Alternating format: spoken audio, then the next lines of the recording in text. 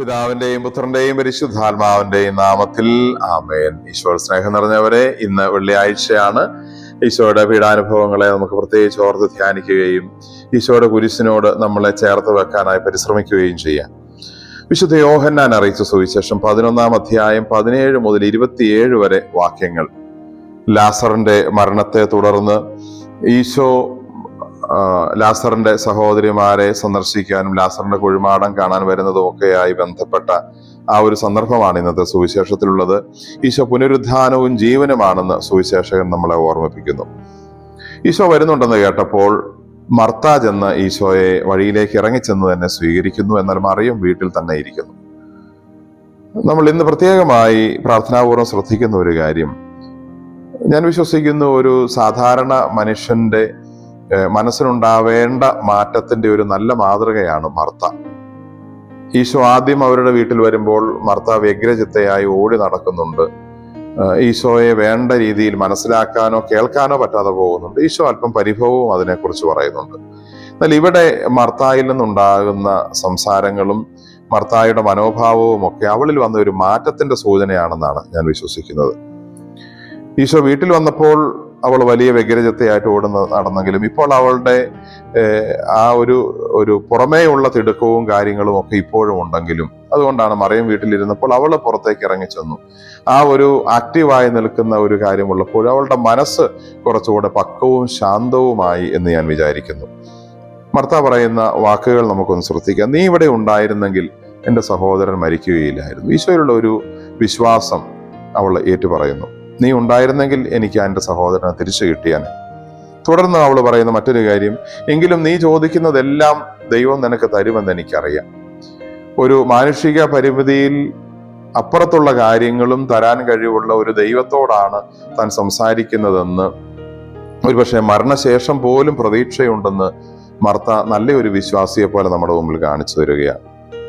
ഈശോ പിന്നീട് സംസാരിക്കുന്ന ഒരു കാര്യത്തിന് മറുപടിയായിട്ട് അവൾ പറയുന്നു, നിന്റെ സഹോദരൻ ഉയർത്തെഴുന്നേൽക്കുമെന്ന് പറയുമ്പോൾ അവൾ പറയുന്നു, എനിക്കറിയാം പുനരുത്ഥാനത്തിലെ അവസാന ദിവസത്തിൽ അവൻ ഉയർത്തെഴുന്നേൽക്കും. മരണാനന്തര ജീവിതത്തിൽ ഉള്ള ഒരു വിശ്വാസം വളരെ വ്യക്തമായ ഹൃദയത്തിലുള്ള ഒരു വ്യക്തിയാണ് മർത്ത എന്ന് നമുക്കിവിടെ മനസ്സിലാക്കാൻ സാധിക്കുന്നു.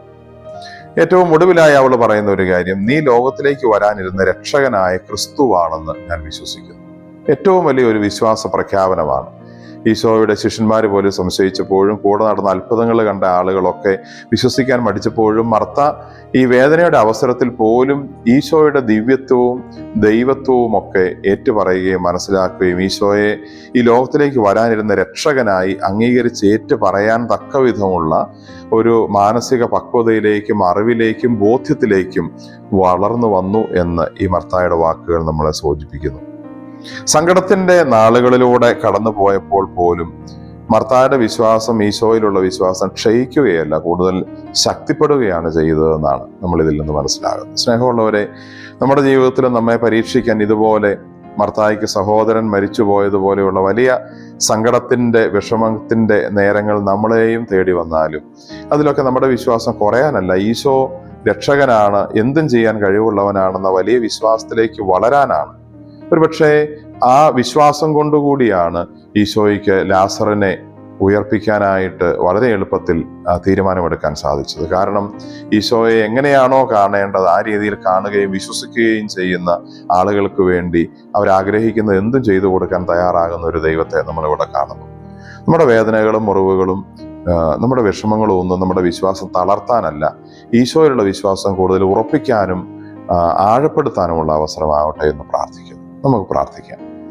കർത്താവായ ഈശോയെ ഞങ്ങളങ്ങ് ആരാധിക്കുന്നു, സ്തുതിക്കുന്നു എന്ന് പറയുന്നു. മർത്തായെ പോലെ ജീവിതത്തിൽ ഓടി നടക്കുന്ന ഞങ്ങൾക്ക് ചിലപ്പോഴെങ്കിലും ഞങ്ങൾ പ്രതീക്ഷിക്കാത്ത വിഷമങ്ങളും ബുദ്ധിമുട്ടുകളും ഒക്കെ വരുമ്പോൾ കർത്താവ് ചിലപ്പോഴെങ്കിലും അങ്ങയിലുള്ള വിശ്വാസം കുറയുകയും അങ്ങയുടെ സ്നേഹം നിങ്ങൾക്ക് മനസ്സിലാകാതെ പോവുകയും ചെയ്യുന്നു. എങ്കിലും ഞങ്ങൾക്ക് കൂടുതൽ മെച്ചമായത് തരാൻ വേണ്ടി ആദ്യം അല്പം ബുദ്ധിമുട്ട് തരുന്നതാണ് എന്നുള്ള ആ ബോധ്യത്തിൽ നിലനിൽക്കാനും, ദൈവം ഒരുപക്ഷെ എന്തേലും താമസിക്കുമ്പോൾ അതിന് കൂടുതൽ മഹിമയേറിയ ഒരു പ്രതിഫലം താമസിക്കുന്നതിൽ, ലേറ്റ് ആകുന്നതിൽ ദൈവം കരുതി വെച്ചിട്ടുണ്ട് എന്ന ബോധ്യം ഞങ്ങളുടെ ഹൃദയങ്ങളിൽ ഉറപ്പിക്കുവാനും ഞങ്ങളെല്ലാവരെയും സഹായിക്കണം. നമ്മുടെ കർത്താവ് ഈശോ മിശിഹായുടെ കൃപയും പിതാവായ ദൈവത്തിന്റെ സ്നേഹവും പരിശുദ്ധാത്മാവിന്റെ സഹവാസവും നാം എല്ലാവരോടും കൂടെ ഉണ്ടായിരിക്കട്ടെ, ഇപ്പോഴും എപ്പോഴും എന്നേക്കും. ആമേൻ. ഈശോ മിശിഹായ്ക്ക് സ്തുതിയായിരിക്കും.